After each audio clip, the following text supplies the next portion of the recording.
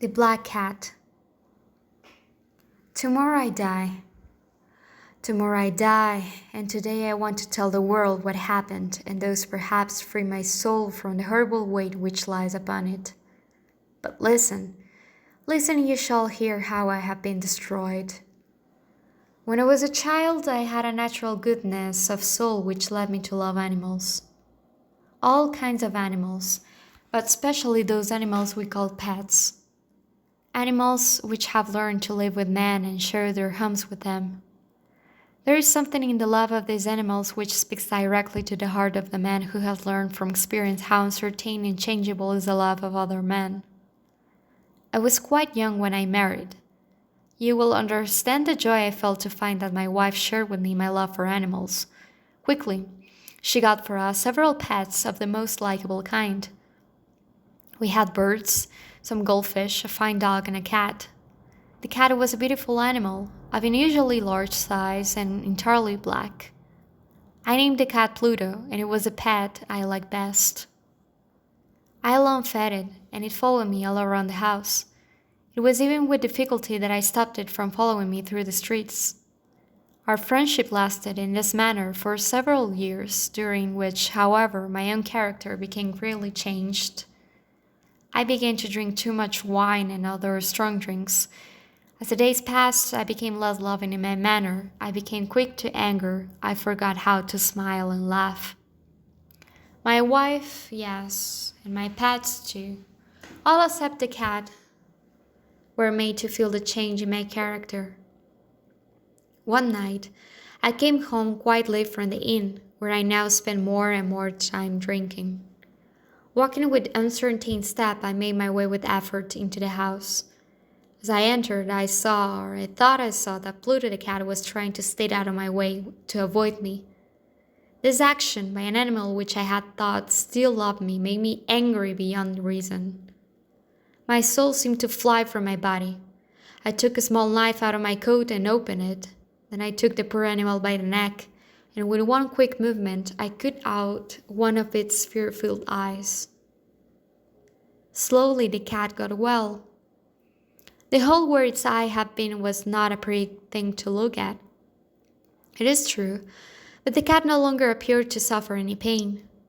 As might be expected, however, it ran from me in fear whenever I came near. Why should it not run? Yet this did not fail to anger me. I felt growing inside myself a new feeling. Who has not 100 times found himself doing wrong, doing some evil thing for no other reason than because he knows he should not? Are not we humans at all times pushed, ever driven in some unknown way to break the law just because we understand it to be the law? One day in cold blood, I tied a strong rope around the cat's neck, and taking it down into the cellar under the house, I hung it from one of the wood beams above my head. I hung it there until it was dead. I hung it there with tears in my eyes. I hung it because I knew it had loved me, because I felt it had given me no reason to hurt it, because I knew that my doing so was a wrong so great, a sin so deadly, that it would place my soul forever outside the reach of the love of God. The same night, as I lay sleeping, I heard through my open window the cries of my neighbors. I jumped from my bed and found that the entire house was filled with fire. It was only with great difficulty that my wife and I escaped. And when we were out of the house, all we could do was stand and watch it burn to the ground. I thought of the cat as I watched it burn, the cat whose dead body I had left hanging in the cellar.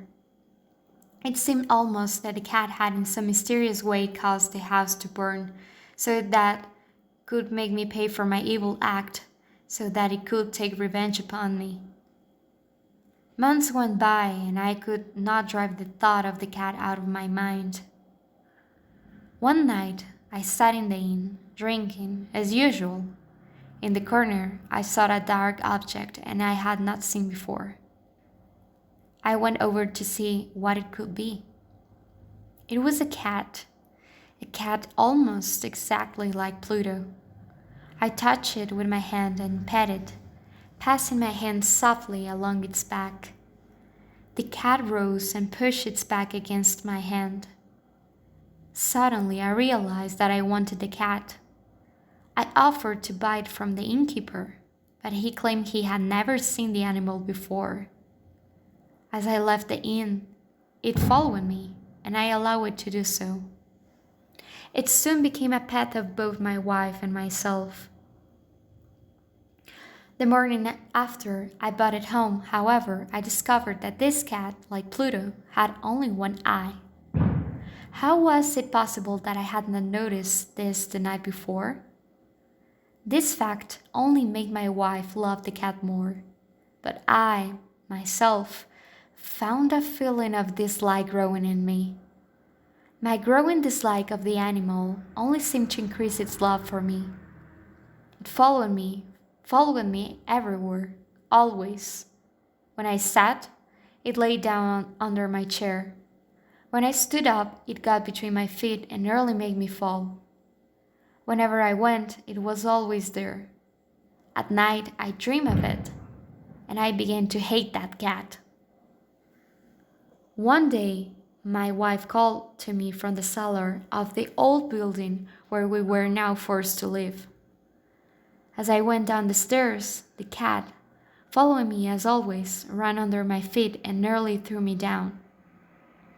In sudden anger, I took a knife and struck wildly at the cat. Quickly, my wife put out her hand and stopped my arm. This only increased my anger, and without thinking, I turned and put the knife's point deep into her heart. She fell to the floor and died without a sound. I spent a few moments looking for the cat, but it was gone. And I had other things to do, for I knew I must do something with the body, and quickly. Suddenly, I noted a place in the wall of the cellar where stones had been added to the wall to cover an old fireplace which was no longer wanted. The walls were not very strongly built, but I found I could easily take down the stones. Behind them there was, as I knew there must be, a hole just big enough to hold the body. With much effort, I put the body in and carefully put the stones back in their place. I was pleased to see that it was quite impossible for anyone to know that a single stone had been moved. Days passed. Still there was no cat. A few people came and asked about my wife, but I answered them easily. Then, one day, several officers of the police came. Certain that they could find nothing, I asked them in and went with them as they searched.